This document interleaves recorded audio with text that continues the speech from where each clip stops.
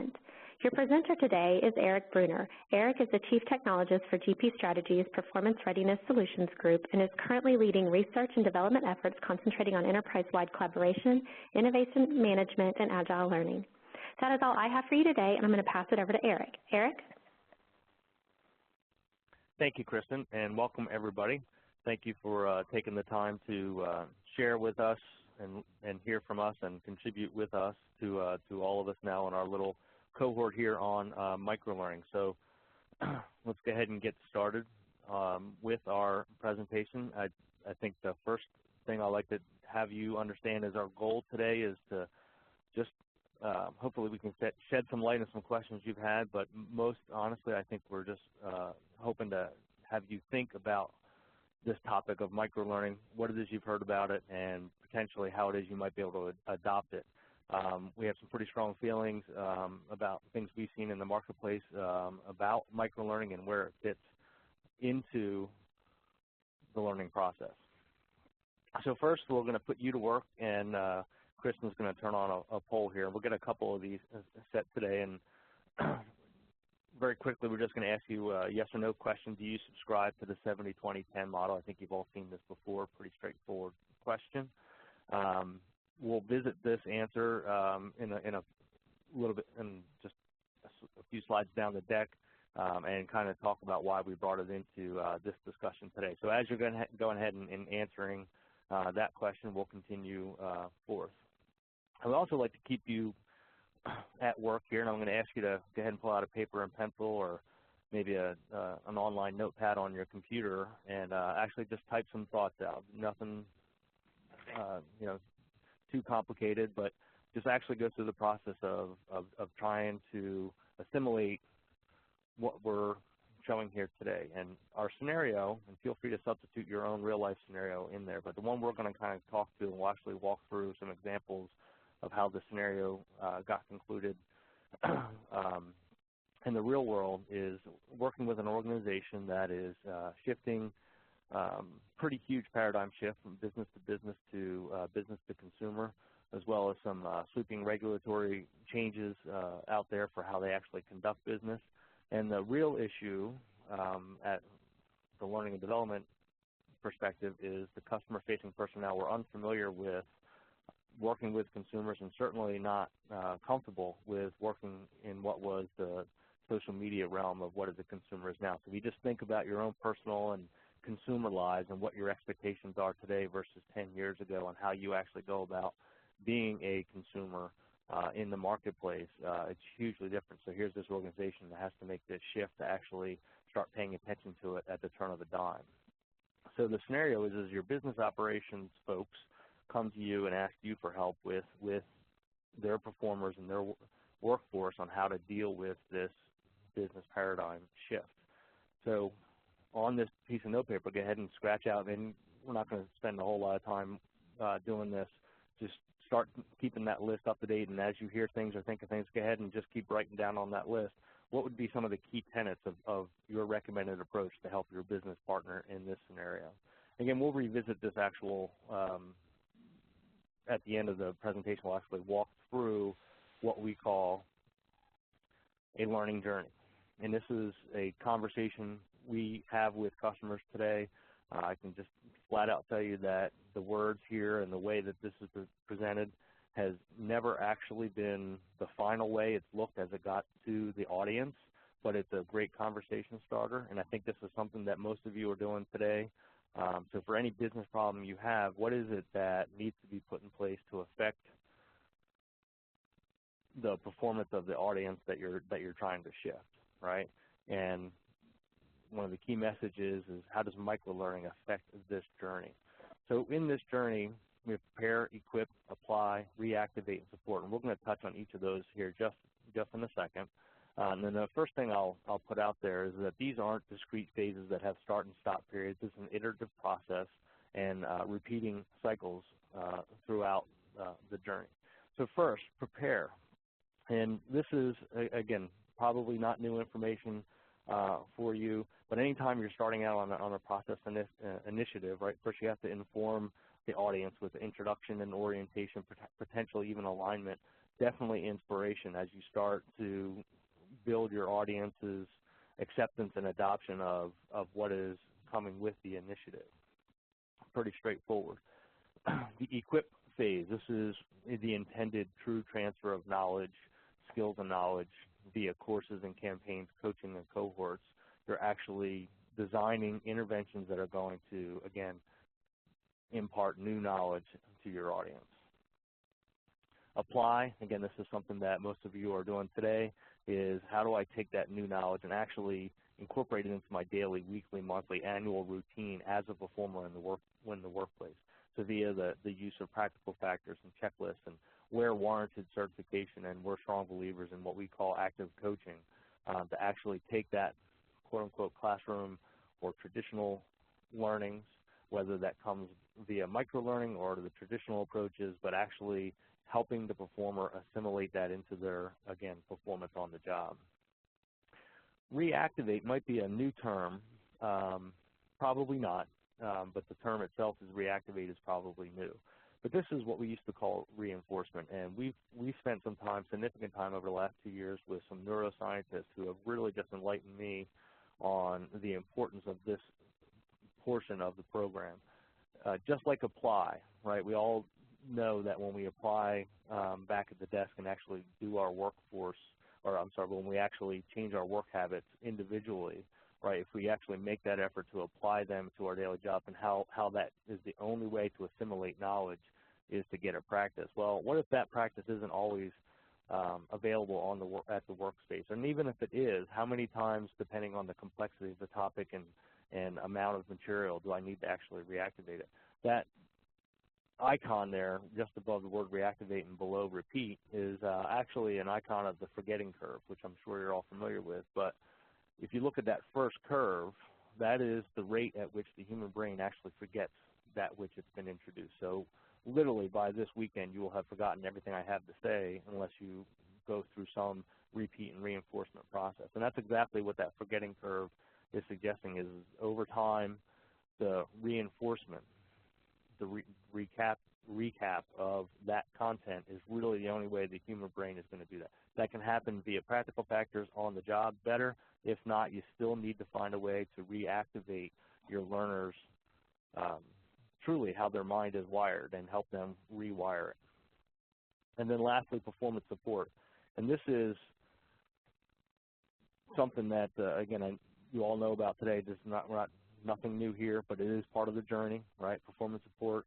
And more, it's not just the content, or what I call the reference suite, that's made available for folks to pull from, whether it's documentation, on-demand learning, and LMS, so on and so forth. But it's the interactions with the rest of the organization and extranet, performance support via the help desk, the expert network, and when that expert network really begins to thrive, and my distinction between the network and the community is when that community is actually funneling information back to the business owners, and the business owners are assimilating that feedback and changing the business processes in tandem with how the community is experiencing that business process. So anyhow, that support mechanism. So in short, that is the learning journey. Again, iterative. This, again, probably is a repeat of things that you're currently doing today, but the reason we go through this explanation is that the learning journey in of itself doesn't really speak to microlearning. And so let's take a stab at that. And I'll just retell a story. I was actually sitting at breakfast with a true CLO from a very large organization, a knowledge-based organization that was actually in the insurance industry. And this individual really had all the C portion of the CLOs, board of directors level individual, and he was just adamant that you couldn't learn anything from a 90-second YouTube video. In fact, that the concept that a 90-second YouTube video would even make its way into his organization was abhorrent to him. And as I sat and kind of digested that, I actually have a different opinion. I think that 90-second YouTube video is actually quite vital. And again, that's with me looking at how the brain actually works from a neuroscience perspective. That 90-second YouTube video is, again, vital. So it's the context with which his statement and my need were in conflict, if you will. So microlearning, right? Can it stand on its own? Can it actually serve as the equip function as a course, a campaign, coaching, or cohort, as you can see, is the types of interactions we typically put into an equip scenario. So can microlearning stand on its own? That's actually the question. And so as I think about this, I reflect back on just recently, within the last 6 months, we helped an organization, and the performers that we were helping were insurance underwriters. Unbelievably, a different organization, not the same one. Unbelievably complex. I really had no idea, what it was these folks did. But in terms of just the mental gymnastics, as I call it, in terms of understanding the marketplace to get a pricing proposal out to their customers based on just reams and reams of data and all kinds of insurance terms that were obviously foreign to me. And in short, the complexity of their job, I could no way foresee how microlearning on its own was ever going to get them from point A to point B. However, they do have 90-second YouTube videos now, right? But they're not actually videos. They have things like puzzles where, 2 or 3 times a month, a subject matter expert will actually take a snippet of one of the pricing proposals that had just been done and put it out to the entire team as a puzzle, and go ahead and take a look at this puzzle, formulate your opinions on it, post what your suggestions and recommendations would be based on that puzzle, and then that subject matter expert would, in the following week, kind of send back what the best practice would have been. And so from that perspective, the purpose of that little puzzle is reinforcement of something that they learned in their program. These folks actually had a 3-month learning program before they were actually, quote-unquote, allowed out on the floor.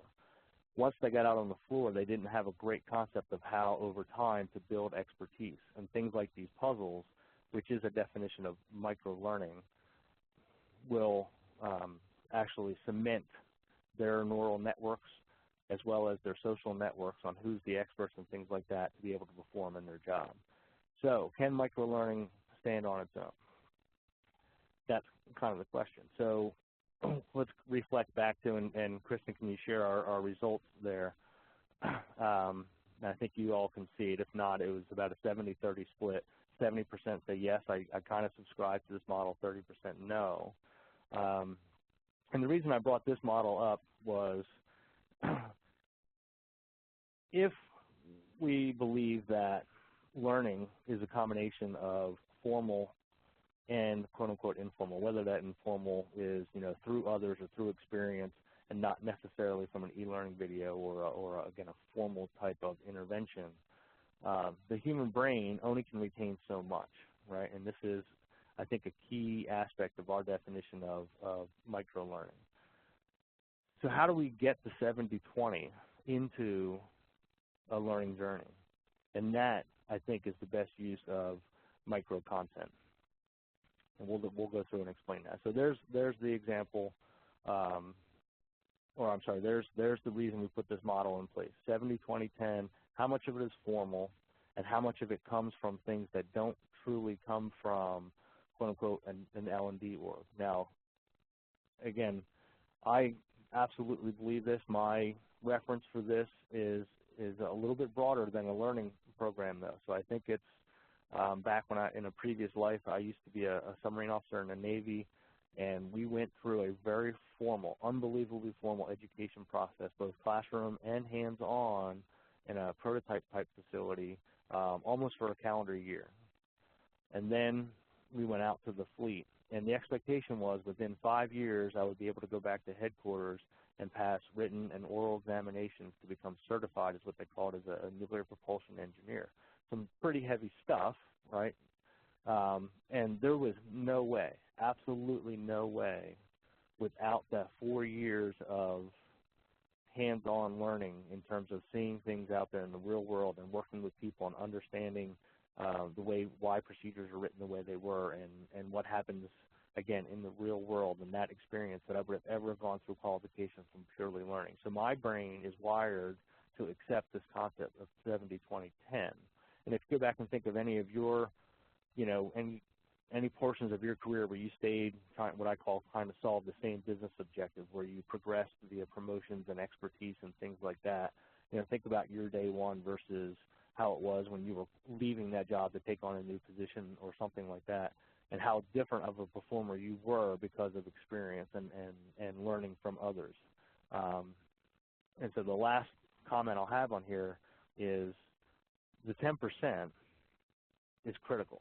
And I'll throw a big word out here. It forms what I call the ideational scaffolding that all of the 70 and 20 type of information needs to rest upon. So without that foundational learning, the rest of my experiences really don't have a great home. So the better that foundational learning, the better I can assimilate opinions from others, as well as the concept of again, interpreting experiences over a certain time period and being a better performer. So in short, what does this have to do with microlearning? In a learning journey, right, which may not have the benefit of years of time, the 70 and 20, again, is introduced quite easily via the concept of microlearning. So let's not worry about the 70, 20, 10 or whether or not those percentages are right. Let's just look at it from how the brain works, which is the brain can't retain a lot. So how do I best reinforce those activities? So we're going to do a quick segue here. We're going to jump into the next phase where we're going to talk about what micro-content is, and Kristen should put up the new poll now. Again, we'll revisit this in just a second, but is social media a viable channel for corporate learning? Simple yes or no question. Just go ahead and your gut feel. Don't overthink it, just yes or no, and we'll go from there. And now we're going to talk a little bit about micro-content.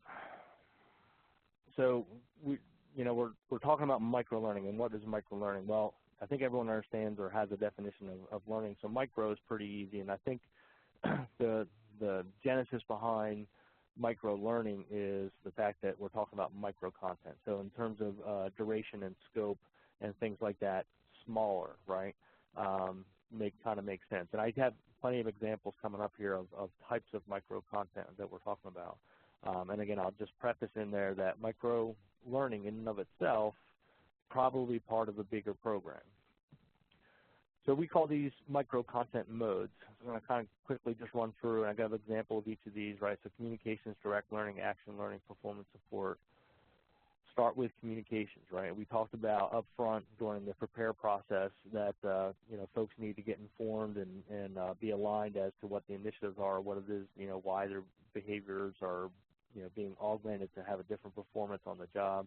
So information updates and status. Quick example, if I were rolling out a new computer system for an organization, obviously that preparation has to start early. And as that system starts to take shape, maybe it's getting pushed out, maybe it's being accelerated, just information and status about how that system is coming along and when their lives are going to change. Is that micro-learning? Absolutely, because micro-learning, the whole process is to getting them ready to accept and adopt the changes that you're putting forth.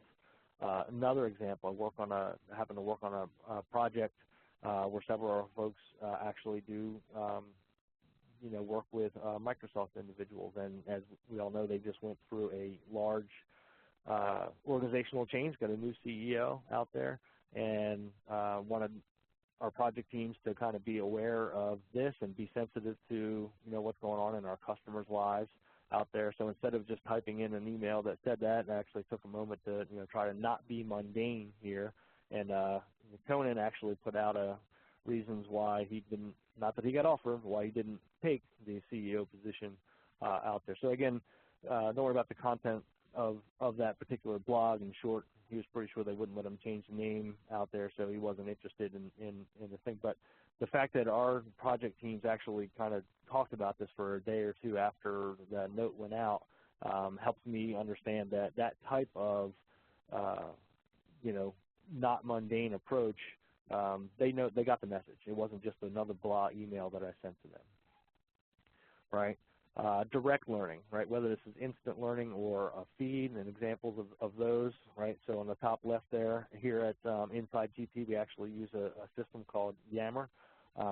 Pretty straightforward. It's kind of Twitter inside the firewall if you haven't seen it yet. And sure enough, we have a topic defined in our system called Microlearning, and that's actually me there. And there I was actually reaching out to my constituents to get some information out there, and everybody in our organization who is learning about microlearning or helping our customers figure it out, right, absolutely should be subscribed, and we should subscribe them to this thing called a feed. And again, I think this is part of that 70-20, right? Now they're seeing my questions, they're going to see people's answers to that questions, right? This is how we learn from other people. They now know they can pick up the phone and call Eric, and maybe Eric might have something to say, or they can give me their opinion and I can learn from it, right? So pretty straightforward. And instance learning, that next issue there is what this person who put together this deck, what he called knowledge cards, is out there as kind of a leadership base, and in this case is talking to innovators on how to work with shareholders and actually influence their thought. And this, you can see this is card number 1 of 25. This is a pretty common definition of microlearning, if you will. This gets pushed out to that audience. This audience somehow interacts with this and pretty much reads it, and at the end, they can go to card number 2, or maybe they'll see card 2 next week. So my question to you is if this were, even if you digested all 25 of these knowledge cards, is this sufficient? Does this, from a microlearning perspective, do you think that this would actually impart what you needed those folks to do? And I think, again, that's one of the key kernels for today is, really what is microlearning and how does it fit? So we'll come back and kind of revisit that question as we go through here. So I just posed that out there. Next, we have action learning. And not to confuse this, I know there's another definition for action learning out there, so I just made a distinction between what I call direct learning, which is kind of a push to the audience, and the audience kind of just gets that, digests it, and it's kind of done and kind of over. Action learning, we're specifically designing differently, is we want that performer, that audience, to do something with the pushed information, if you will. So you can see down there in the lower right, types of interactions, rate, post, polls, quizzes, and surveys, pretty straightforward. The concept of post, right? That's that, we actually have an audience who's going through a microlearning type of journey where we're exposing them to that. We actually will give them assignment to go out and post into that feed we looked at earlier, and their interpretation of the question, formulating an answer, actually posting that out into that social environment, seeing what others think, going out and potentially rating other suggestions and stuff like that. All those activities, again, help the brain, rewire and digest the information that's being imparted on them. Discovery is certainly not new, but customers in the right context absolutely love this scenario. And so in the leadership type of environments, you can see here an example of an interview where we're working with ship supervisors at a plant or plant floor type environment, and safety obviously is a key tenet of the ship supervisor. In addition to all the training that they go through from a safety perspective, actually in this case, having them do some discovery, and here they've been assigned to go interview the plant manager and actually get a conversation with that plant manager, and again, facilitated so they can get into the plant manager's door, plant manager's brought into the process. But a conversation about what the plant manager's view of that role in safety of his or her plant. Pretty vital conversation, and again, the intent here is just a multimodality approach, as well as building that rapport and relationship. And when they're done with that interview, they actually have to type up a summary, get that back into, again, one of those social media areas, and where appropriate, actually discuss it at a cohort. So shift supervisor, pretty isolated spot, not that many going in through a calendar year. We're talking leadership and safety, so vital content in there, so you're going to spend a little bit more time, again, that concept of actually having an ongoing month-long discussion via cohort. And lastly, performance support. So, this performance support type of micro content, well, again, I believe it is. I I'm one, I don't really draw a real harsh line between learning and performance support. I think if if you have definitions there, that's great. I'm either learning or learning on the job, one way or the other. I'm pretty happy as long as I have the content to appease my question or get my job done. So we've split performance support into two modes: pull, right, which is pretty straightforward. I'm stuck on a computer screen. What do I do next? Prep. I'm getting ready to do month-end close. I'm in the financial portion of our organization. What are the things I need to do to get ready for that, get my checklist out, and all the tools that's going to help me get through that. And then push, I don't want to say is new, but over the last decade has definitely come a long way in terms of what technology suggests we can do. And you can see my fictitious alert there. But imagine, if you will, sending a mechanic out into a customer site to work on a plant or an HVAC system, and as they're parking in the parking lot, their smart device actually gets a push alert saying, "Hey, you're at XYZ customer," and they have a pump model 17, which we know you're trained about, but they have equipment modification 237 alpha, whatever that is, and that's something that nobody had time to train on. Well, now as they're walking into the plant to perform the maintenance or corrective action or whatever it is, they can actually push on the alert and get the performance support that's being made available to them due to their context. Similarly, if you looked at the pharma industry and a representative who's making visits to healthcare professionals, the smart system at home can look at that person's schedule and say, "Hey, there's some information about some of our oncology offerings out there, but you don't have any of those till Friday. So we're going to hold off on pushing that to you, but between now and Friday, we're actually going to push you that information that's going to augment your performance because there's new information that you need to share." So those types of performance support out there. So again, just in terms of what we call micro-content, right? And I think micro-content in and of itself, right, only becomes learning when it's meshed into the appropriate sequence. And again, that's where we start with this learning journey conversation.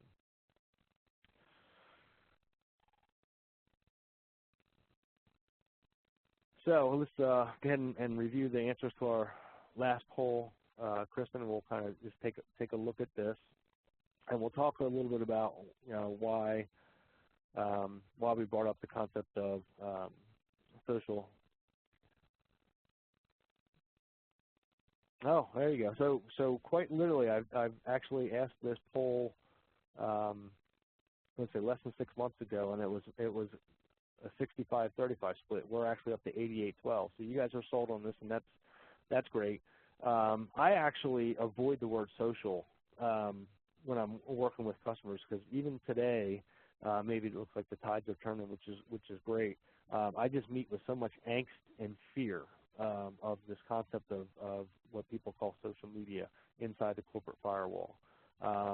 And so there's a quote here from Dan Pontefract, who's interesting title, head of learning and collaboration at a telecommunications organization, and met him through the CLO magazine. So he's got collaboration in his title as opposed to social. And he just made it a point that social media is nothing but a tool. Social learning is interaction, and that the social technologies have enabled frictionless social learning opportunities. And I absolutely believe that. In fact, I kind of tell a story here on why this is such an important part and how it has actually shaped a lot of the activities and the organizations I've worked with on how to get collaboration embedded within business processes. And the picture up there on the left, it kind of goes back. I mentioned before I was in the Navy, and I actually got stuck at in between assignments. I was stuck in the space, and truly by chance walked into the wrong building one day. And sure enough, the Navy had a wood shop there that was free to use. I just had to bring my own material, and I had no clue that this was going to turn into a lifelong hobby for me. And so my first lesson learned was I made this box, and it's actually a jewelry box. And I was dating a young woman, and they actually engraved her initials up there at the top. And my lesson learned, besides building the box, was never give a woman a jewelry box, because then she'll expect you to fill it. But then she made a mistake, because she saw how much I loved this, and I came home from sea one time, and in the garage there was actually a big, huge box, couple 100-pound box. I unpacked it, put it together, and she actually bought me a table saw. Well, pretty quickly her plan became obvious to me. Now I could not say no to anything on my honeydew list over time. But I got to the point where we started, having a family, and our first child was underway, and she took me furniture shopping. And I absolutely said, no way, I'm not paying these prices. I can build this stuff. And interestingly enough, she let me go ahead and do that, but she, now became the quality department as well, because as you can imagine, our first child's coming home, and I'm building the crib, and it's got to pass muster and has to be worthwhile to her, to show to her friends and family and things like that. And I got stuck. I absolutely got stuck. I couldn't build what I was trying to build with the tools I had, and couldn't afford to buy any more tools at that time. And this goes back a way, right? So this crib is my daughter, who the crib is for, is now graduating high school this year. So this goes back prior to the word Google. This goes back prior to most of the things that you guys see and do every day, and all the billionaires that you know of out there on the internet. But I found Gus from Minnesota, who somehow decided on his own that he was going to post a pictorial of exactly what I was trying to do with the equipment I had. And if you look down at the bottom right picture there, you can just see, there's a little bit of metal and machinery in his device, but the rest of that device was things he put together to get one job done, and I call that wisdom. And here's a guy who took the time, for whatever reason, to post this pictorial out there. I stumbled on it. I went ahead and actually sent him some questions. He sent me some answers, and lo and behold, I was able, it took me a couple times, I was actually to manufacture what it was, and I got to the point where, my mother-in-law was looking at me in the foyer, and the crib was together, all was good. Baby had a bed to sleep in the first night home from the hospital. It was a huge success. In fact, I was so elated with that, I didn't really have the epiphany I should have had, which was invent YouTube. Because I doubt I'd kind of be on the phone with you all today, but that's another story. But this is, to me, is an example of when it is you've arrived. When somebody in your organization has kind of had this capability to reach out. I've never met Gus, never talked to him voice to voice, but yet we shared through this social technology the ability for me to actually get my job done. And this is pretty far-reaching, but I think in organizations, and there's a couple great examples from Cisco where across geographical boundaries, these types of interactions have come and has actually shaped their, not only the business processes, but their products out there. And I kind of bring this up because how are you going to put this into your learning journey, right? Because this is vital, right? That interaction I had with Gus, there's no time the learning and development organization would have had time to prepare the conversations I had with Gus. What's even more important is 10 months from now, some other person is trying to build a crib, right? And if he's not exposed to what Gus and I figured out, right, how's that person going to get that job done, right? So now the social technology tools is building this concept of a knowledge base, so it serves in perpetuity. The examples are out there, the ability to call Gus and I out there. So again, how do we put that into the learning journey? And I'll kind of talk to that here in just a second. But we have to start our third and final poll, right, which is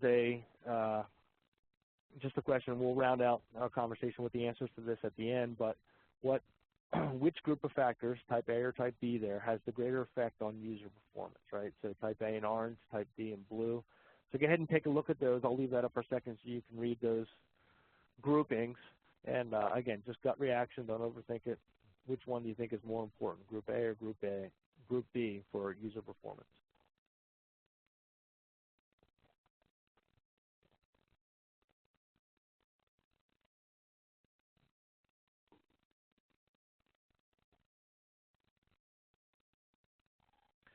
All right, so now let's talk about micro-chunking. And this picture is the perfect picture. I think if there's one takeaway, we'll sum up some takeaways at the end, right? But this is one takeaway. When you kind of look at the concept of micro-learning, regardless of the content, and I know there's a bunch of folks that want to look at specific examples and technologies about that, and there's plenty to learn on that side as well. But I think this concept of micro-chunking is really important. As you can see there's some appetizing looking chunks of mango in this example. And I can, with a toothpick or a fork, grab one at a time. I might even stab two at a time if I want to. I can actually get this packaged up as a bowl and put it as a complimentary portion of a bigger meal, if you will. And then there's that bag, right? And the most important thing about that bag is it's resealable at top. And resealable to me conveys time, and I think that's the most important element of one of the things we're trying to convey today here is the way the human brain actually absorbs new information is over time. If I try to eat this whole bag at once, I might be able to. I may not feel so great afterwards, right? And that's probably not the best way to experience all of that content. So when we look at that picture, I have an actual example here of what we call a learning journey, and you can see these things actually have to take a physical shape and be executed in accordance with the plan. Across the top, I have time. On the left side, I've got content, and that's the bag. That's the resealable bag, right? I can close it up and open it, and I can adjust it. I can take out as many pieces as I need to, and I can package them any way necessary. So this concept of a learning journey, and as you look at we'll zoom in on a couple of these things. I know that picture is not truly readable, so don't try. We'll zoom in on a couple pieces. But there's that gray element across the top is, week 1, week 2, month in, right? And each journey is different in terms of the number of interactions and the duration and all those kind of things. But we also kind of address the prepare, equip, apply, reactivate, and support concept in these journeys. How often and how much time do you need to spend in each of those phases, again, based on the particulars of your initiative. So let's take a look at these journeys here real quick. So in the prepare phase, what you might imagine, right, is an intro video. And this, I'm sorry, I forgot to reloop. This is actually helping that organization who is having this paradigm shift, B2B, B2C, and really understanding, oh my gosh, I actually have to talk to real consumers now, not via brokers and through HR departments and organizations. I'm actually talking direct to consumers, and direct to consumers, boy, they talk a lot in this stuff called Twitter, and boy, they're not always friendly, and all this huge thing going on. So who are we as a vendor, and who is our new audience now? And this is just a glimpse of what the learning journey is, and the target audience in this case was product managers and customer care reps and things like that, i.e. customer facing. So of course, up front we had your intro video. We'll take a look at an example of that thing. And in this culture, as well as the importance of this particular thing, was a cascaded manager discussion scenario, right? So their learning journey was a little bit different than this. Had some more upfront elements to it. This is for the performer, if you will, right? There's also a survey, right? So the survey was kind of vital because it helps reinforce just asking the questions and kind of having them formulate an answer and an opinion. Hopefully, like some of these polls are today, just making you think a little bit, is introducing the content out there, but it's also providing feedback as to an assessment of where our performers are in relationship to their attitudes towards the consumer market. So up front, and again, this is just a snippet in time. There's plenty of other activities that we just had to cut out for today's presentation, right, is that introductory communication type micro-learning activities. So an example of that intro video, this is not for that one. I thought I would change the tune here. Here's another one. And this is one of those, the hand draws out the cartoon type depiction of what the professional narration is going on in the background. And instead of just playing that today, I think I'll kind of talk to the topic. So in this case, we're actually rolling out a new corporate university. And in that corporate university, there was more information necessary up front as to the why as opposed to the how to navigate the corporate navigation. And the why was, there was two things being blended here. Both were a little bit of a wrinkle of what they used to do in the past, which was generally just an LMS. But now how to view that LMS with the lens on it from a role-based learning perspective, and how it was going to be practical based on performance and achieving excellence in your role, coupled with, in this case, this concept of collaborative learning, just like we've been talking about before, is how the community actually helps the performers become experts in their field. So collaboration, discussing, and sharing, and how those two are going to work together. All right, so that intro video, that was a kind of example of them out there, and I think that was a 2-minute video. immediately followed with, again, the manager type of cascaded conversations. So let's just jump on to the concept of equip here. And here we actually put in examples of pure quote-unquote microlearning. And I have to fess up in here and stuff like this, a workshop for this audience, some face-to-face, some virtual, was necessary because this content was too weighty. Someone had asked the question during registration, well, how do you break up such complex things? Like my underwriter example, sometimes you just can't. However, prep work in order to set the stage and make that workshop truly viable, and post-work after that workshop were things like this. And, so again, we'll talk about this concept of cadence, but here's a week-to-week-to-week progression of interactions and microlearning examples. Again, an intro from the CEO. Examples of customer service stories, right? Again, stories, keyword. Nordstrom, Apple, Amazon, you've probably all seen and read about those, pretty well known for the customer service paradigms. A poll at the end of the week that became the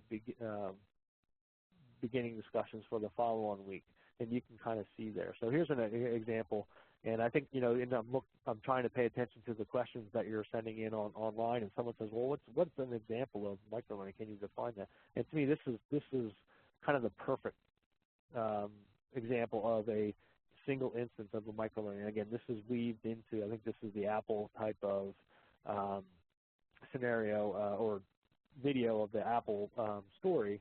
Apple's 5 steps of service is the name of this video, right? And it's a 5-minute video, actually pretty long in there. But here the user literally can take this on their iPad, their iPhone, whatever device they need, visit it on the web. They get an email reminder that it's due, so on and so forth. They click, digest the video, and real quick, just a couple questions over there on the right. It literally is as simple as email is kind of the way to think about it. And they hit the close button, and boom, they're marked off as having completed it. Their feedback's in, and people can the people managing this program can kind of take a look and see, well, how the poll went. Did everybody get everything right? And we'll talk about a little bit about how you can actually expand on this and some of that social technology to get a conversation started. So this is a perfect example of true microlearning. In this scenario, it's a snippet of a bigger program. It's got content that's quite easily digested, and it's got a mode of interaction in there. And again, we'll talk about that when I call it cadence here at the end. And then we move into, now I'm going to shift back to, back on the job. How do you actually apply this? And a lot of you might be saying, well, this isn't microlearning. This is just standard learning programs. Well, again, part of that journey, right, we talked about how to apply this back on the desk. And so once some things were figured out, right, a new set of job aids to help call scripts and talking points to customers and so on and so forth, and a side-by-side review of using these new job aids at the desk from the management. So, and there's an example, your classic kind of job aid on how to direct calls and infer and do active listening, your standard call rep kind of things, tweaked for the new business model. And then there's actually a coaching guide where the mentors and the supervisors can actually, not necessarily critique, but actually go out and actively participate and mutually have a conversation about, well, here's what that job aid's trying to do. Based on that call, what might we have done differently, so on and so forth. And again, that is direct application back at the job. It's rewiring the brain because they're, again, having yet another conversation on their paradigm shift. All really valuable elements. And if this took 15 minutes, to me, that's a great definition of microlearning as well. What if I couldn't actually sit through those calls and do all those kind of things? And even if I could, why wouldn't I take the opportunity to go out and do some of this reactivation? Again, having listened to the neuroscience about how the brain actually does, again, I keep using the word rewire, right? You talk about all those synapses and neurons, and I'm not going to get into any detail there, but it's actually true. They can study how the electrons flow through your brain pre, post learning activities and over time. And when things are reactivated appropriately, they can see connections that weren't there previously. It's proven science. So here's just an example of, I think this video was 30 seconds, back to a leadership development kind of program. Very similar to what we saw before, is watch the video, but in this case, instead of just taking a poll, we actually want you to go out and type your feelings, i.e. reflect on what it is you saw, what you would have done differently, so on and so forth, critique other people's support or suggestions out there on this social media type of site. And again, this is an attempt to get that 70-20 mode going. There's going to be an opinion out there that's actually going to change how I think tomorrow. And that opinion probably didn't come from the facilitator or the instructor or from the content that the Learning and Dev Org put together. It probably came from somebody I may not have met or a respected peer or supervisor in our organization. And again, just that quick, simple interchange, again, going to help me rewire how I think. Nope, went one too fast there. And performance support, again, again, I just bring this up. This is near and dear to my heart. A lot of the last 15 years of my life went to help building tools to help customers crank out performance support pretty quickly and pretty effectively. So the real element here is that through this learning journey, one thing that is absolutely vital is that your performers know where the support is and how to access it and how to use it. It's really important because after this learning journey completes, this is what's left. And the more robust this can be and the more collaborative this can be, that's awesome. And here we just have a quick example of a pretty polished, professionally narrated walkthrough with mouse highlights and so forth in the background there. And then up front is a pretty rudimentary but one-page, what I call an annotated screenshot. Hey, here's the 7 steps to approve a requisition online. Pretty straightforward information. So again, that's obviously covering old ground that you're familiar with. And I think we'll kind of jump into kind of summary here and leaves us some time for some questions that have come in. So just a couple additional thoughts, right? So when I'm trying to remember things, I kind of work in acronyms. I don't know if any of you caught it yet, but my journey is also a fruit. Back those slides were prepare, equip, apply, reactivate, and support. That spells pairs. That's why I remember it. I came up with this one again. This is nothing profound. This is just how I remember things.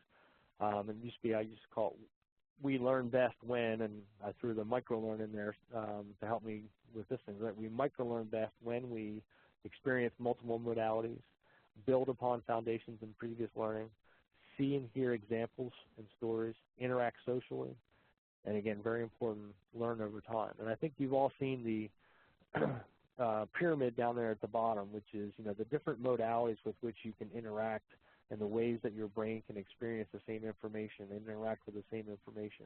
Not only speaks to the preference of the individuals, I like to read, I like to watch videos, I like to write, so on and so forth, but again, the brain being exercised in different ways, again, pretty profound.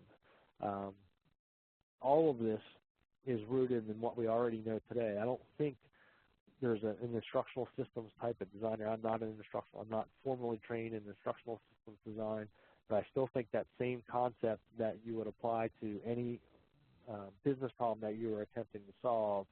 At this point, you're gonna kind of take a look at, well, how can I package content effectively? So again, grounded in that same instructional process, right? Am I looking at the whole journey, right? How am I going to help this person all the way from A, inform, all the way to B, support myself years after the job and everything in between, or years after the journey back on the job?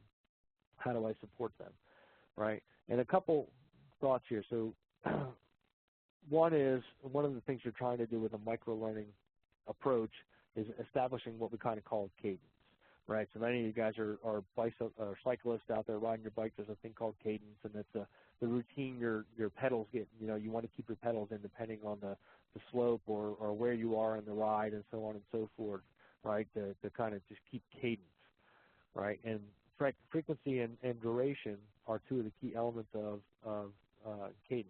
And that entirely depends on your culture, the tools you have available to you, the subject matter content that you're trying to convey. We talked about, complexities, probably not going to be all microlearning, so I'm going to have to infuse, some bigger learning interventions along the way. Duration, right? No set answer. Everyone always says shorter is better. But you just think about your personal and consumer life. Watch your kids. What are they doing, right? That's what you need to be doing in the workforce. Exactly the same. What appeals to you is going to appeal to your peers. Flexibility and appeal. Flexibility we kind of talked to because you're going to get, hopefully you're going to encourage and get feedback on your program as it goes forth. Hey, these are too long. This is too I can't keep up. All those kind of things, right? So can you have a learning journey in place that allows you to have some flexibility in there? I didn't understand anything from week 6 or whatever topical area. Well, can you have flexibility in your program to repeat week 6 or augment it and push out week 7, if you will? So that kind of flexibility. And appeal is key, right? Without appeal, and just think of all the things that you all know already about what it is when you design an e-learning program, when you design a conversation, when you design a structure-led course. What is it that is going to appeal to the audience? As simply as vital today as it is in the future. I'll explain that graph there in the center.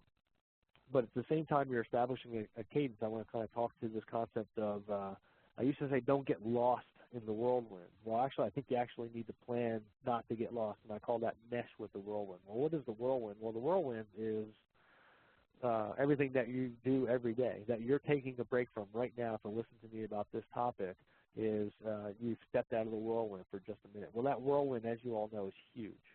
And it's strong, and it's powerful, and it's very noisy. Just stick your head in a hurricane type of concept. That's what we mean by the whirlwind, right? So as you're designing these learning journeys, the concept of, well, I got to keep, what's the pace of business, right? So an example there is we always talk about accountants doing a year-end close and how that's such a big deal, but they only do it once a year, and it's so complicated. Well, why would you train on it?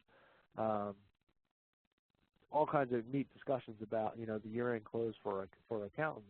But one thing that's clear is, you shouldn't be putting together how to manage purchase order microlearning and roll that out in January and February, because the pace of business just isn't going to support that given their cycle. So as you're doing a new product launch, a new plant opening, if you go and talk to your organization and you got 12 initiatives going underway, not a good time, right, for your audience if they're sucked up into those 12 initiatives to throw out a microlearning journey out there for them, right? So keep pace, be mindful of the pace of business. Ease, right? We showed that one example where, I got this prompt, I opened up my phone, I watched the video, kids still aren't done practice, I can actually finish the video. Oh, actually there's some survey questions there, I can take those survey questions, I hit submit, kids are knocking on the window, I drive home. Simple, easy, it fit into my personal whirlwind in that example, right? Relevance, and relevance important, right? Very, very vital, just like every other training element. If it's not relevant, don't put it out there in microlearning, right? Because you are competing with the whirlwind, right? It can't become part of the noise, it has to be relevant. And therefore, you have to design importance on two things. Important to the audience, but also important to which things is it that you need to reinforce from an instructional perspective to help that ideational scaffolding take hold, like we talked about before. So in the middle, I have this graphic as a kind of example of, with your program, breaking into phases and broken into series, right? And we use this term cycles. We have micro-learning cycles where, each cycle, whether that be in a week, maybe it's a month, maybe it's, a 2-week period, whatever makes sense. In my micro-learning cycle, I'm going to do it in groups of 3s. I'm going to introduce the topics for upcoming. I'm going to have an activity about those topics. I'm going to close those topics. I'm going to introduce what's next week, and I just kind of repeat. And if you keep that cadence in place and work and be a pilot, figure out, for this audience what makes sense, if you can keep that cadence, the people will understand, okay, Monday morning there's actually going to be an assignment in my inbox, and I know I got to get that done by Thursday, right? And we actually have talked to customers who are using some of these tools and technologies that allow this advanced scheduling that way And they are quite comfortable once they understand the cadence to be able to fit that into their program. So that's one way to, keep from being lost in the whirlwind, is to establish a repeatable set of expectations that they can absorb. And again, they'll tell you when they can't. So that's how potentially to package content effectively. I got one last thought here. We're going to wrap up this conversation. And one of the questions that came in was, what's the strategy for being a better business partner with my business partners? Right? You're not a learning and development organization. You're actually a business partner.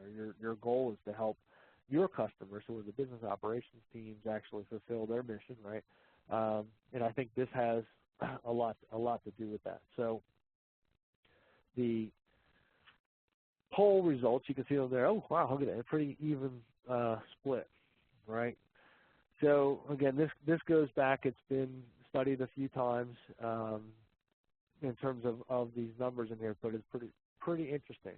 And I was saying how, based on that question, how do I be a better business partner? I think being able to and willing to look at that business operations team and say, you know what, you don't have a learning problem, or you might not have a learning problem, right? That's being a business partner, right? And I think from that perspective, being able to, ask really two important questions, right, before you even start talking about what learning program, what mode of micro-content am I going to worry about, to even elevate it up a level and says, okay, what is it you're measured on, and what is it that's being produced that allows your teams to, meet the metrics successfully? And if you can figure out what it is that's being produced and how that stuff is being produced to get those metrics met, right, and identify the problems, and then we'll come back and look at these 6 areas, right? Feedback, resources, incentives, kind of what we call the environmental conditions, right, versus the individual. And then guess what? Skills and knowledge is only about 10 to 11% root cause of, user performance issues back on the job. And, the quote is, if you take a great performer and stack them up against a really lousy system, the lousy system is going to win every time. And guess what's up there at the top? The biggest percentage thing, right? So environmental, they're saying actually, 3/4 of user performance issues on a job can be remedied by feedback and so on and so forth. But feedback is the biggest one on there, which is literally, how am I doing? Set my expectations, help me meet my expectations, tell me if my expectations are, if I'm meeting your expectations. Just that feedback loop is out there. So we're pretty much down to our time. Kind of, again, leave that out there. We'll be glad to stay on, have some questions that came in. Kristen, I'll turn it back to you to kind of wrap up here. Like I said, I'm available to actually run through some of these questions that have already been posted or those that come in. Thank you, Eric. So yes, if anyone has a question at this time, feel free to hit #6 to unmute your line, or to go ahead and submit it through the Q&A or the chat feature on the right-hand side of your screen. Eric, you might have answered some of these that came through, but I'll just read through to make sure. One was, in a surprising number of companies I work with, social media is a high-risk controlled medium, i.e. Facebook is blocked, controlled, or tracked. Do others in this webinar face this issue?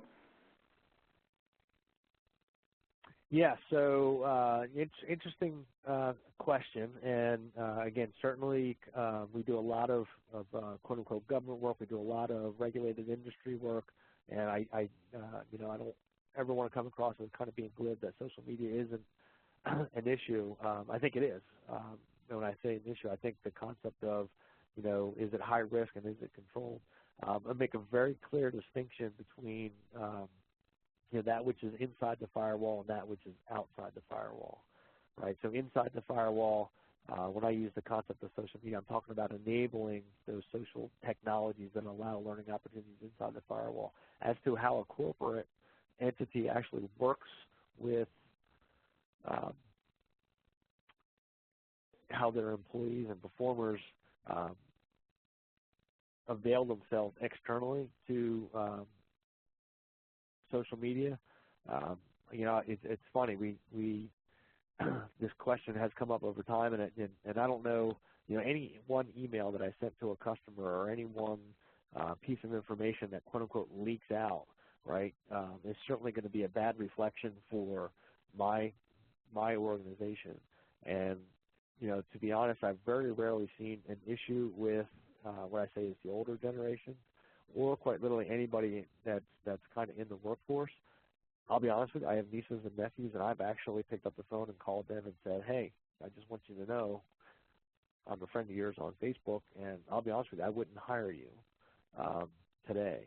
And it's kind of eye-opening to them, based on something that they've actually out there. So I have seen instances of, how things on Facebook can reflect back into your corporate world.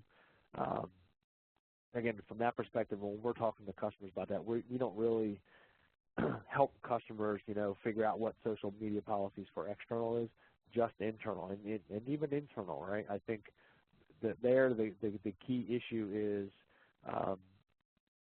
not an issue. I think the reality is it's so not a problem inside a firewall, and if it is, it's very quickly dealt with, and not that you don't have to have rules and policies and moderation processes in place. You absolutely do. And, you don't ever want to suggest a social media internal social media policy without taking care of the corporate citizens who might start getting bullied or have to deal with improper language and things like that. And you certainly want to have a moderation process in place that talks about, hey, you know what, that information probably isn't the best practice. So what do I do with that? Do I delete it? Do I just comment on it? Do I fix it?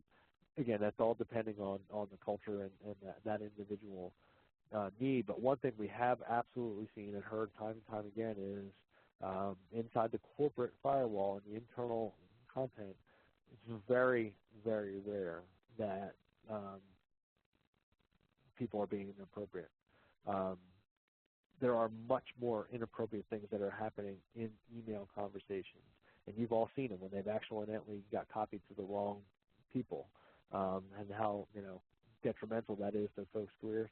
It's very rare that you see that in the internal social media. So I don't know if that helped that question or not. Again, I don't. I think whether or not an organization is blocking Facebook is probably more of a question that they're blocking external anything because they feel that having access to Facebook during the workday is not detrimental from a social perspective, but from a performance perspective. So they're probably locking down shopping and other things as well, as opposed to the social media aspect. Okay, thanks, Eric. I know we're past time, but if anyone wants to hang on for just a couple more questions, we'll go ahead and address them. This is kind of a two-part. How is user performance defined, and were these group factors on user performance taken from business or government? So we're talking about the slide here. How are these defined? I believe. Yeah. So you can see I've got Dr. Paul Elliott kind of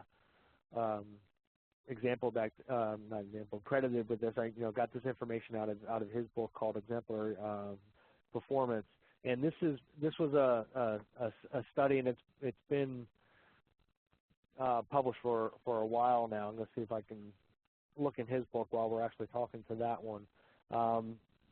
This was definitely not government only, this study. Up there, and I can.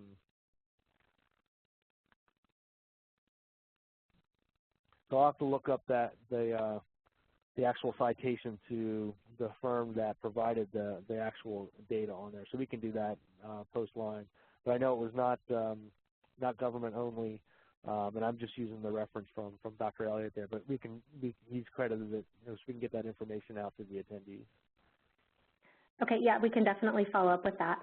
And then it looks like I have one more here. Curious as to how you get people to take the microlearning. Same as you would get them to take kind of any learning. I think this is a pretty reaching question out there. So, if you were to design, let's say, a full e-learning course, and kind of put it out there in the LMS, and it's mandatory, and a reports run that says, hey, you know what, it's not taken. So obviously we need to have some messaging in place to make sure that content has been taken. So in the compliance type arenas, very very prevalent in that kind of thou shalt take it kind of mode. I think the question probably is dealing with, well, how do you make it appealing to folks? Well, I will not shy away from the fact that, quite literally, you may still need to have some type of reporting mechanism in place that says, hey, managers or folks still haven't taken this content, it's part of the program, let's get on it, right? That I'm not saying that won't be necessary, but I think, from the perspective of appeal and relevance and duration and frequency, to me those are kind of the key things. Is if I can click and watch the video on Apple, again, is a perfect example. That to me, that subject content was I would have invested that 5 minutes. The fact that you shared it with me and got it to me so that I could take it, while I'm sitting in the parking lot waiting for my kids to get done practice is beautiful, right? So that's another thing, is allow them, to personalize when and where they take the content, right? Content was appealing, it was relevant, right? And one of the reasons I'm a big fan of that action learning type of micro content is, I was kind of curious to see how these polls today were going to come out. It's just, again, human nature, right? If it's why Jeopardy is such a successful show, right? I don't want to say it's gaming per se, but our brain is a little bit intrigued with saying, well, do I think the way everybody else thinks? We all wanted to know how those surveys went out there, and I think the same is true with micro content. If you can, get appealing and relevant content, and they might be very interested to go out there and we've seen it, right? We've seen, if people like your comments, it becomes a little bit addictive. If people actually, counter propose a different suggestion than what you suggested, you're more willing to actually kind of understand that. And at that point, that is beautiful, because a lot of times we kind of say that the learning event, whether it's full bore or micro learning, is actually no longer the learning event. It is a catalyst for the learning, which actually happens post-learning event during the discussion, right? So that's one way to kind of think about it. But there are tools and techniques out there that allow you to quote-unquote track, and you should be doing that, right? You have to be cognizant of whether or not people are paying attention to your micro-learning cycles out there. So whether or not you kind of go back and mandate that it happen or not, you definitely need to have a process in place to measure whether or not it's effective or appealing to your audience. Great, thank you, Eric. I think that is all the questions that have come through. Do you have anything to add or want to just share your contact information? Yeah.